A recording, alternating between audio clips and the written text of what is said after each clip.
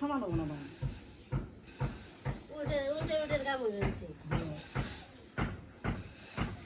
একদিকে মানুষ ধানের কাজ করবেন স্যার, একদিকে নৌকা ঠিক করবেন চিন্তা করেন, একটা আহার আগে আর একটা আহার প্রিপারেশন শুরু করে দেয়।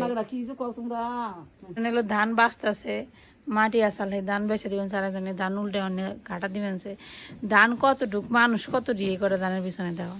আর তুমি অন্ত শেষই মানুষ ফালে দিমকে মানুষের শেষ হলে খালি বেতে পাঠাই দিম। এই যে রান্না বান্না শুরু করে দিচ্ছি, এখন রান্না করতেছি সরিষা দিয়ে, সাজনা দিয়ে। দেখেন এই যে এখানে সরিষা দিয়ে দিচ্ছি, একটু কষাই বসাই দিম, রাইস কুকারে দিয়ে দিব।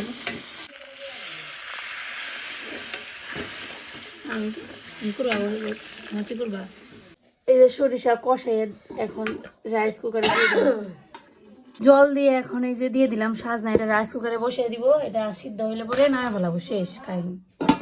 এখন এর মধ্যে তরকারি রান্না করে ফেলাম, তো করে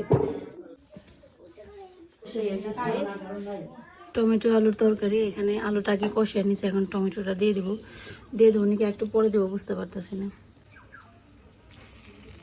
নিরামিষ রান্না করতেছি তো।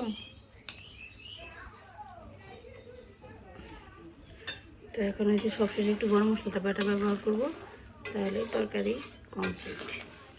ধানটারে ইপিট ইপিট করার আগে দেশে ধান শুকায়। হ্যাঁ,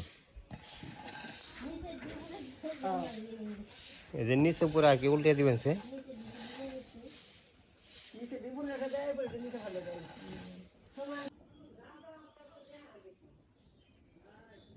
সমান করে বাস করে দিয়ে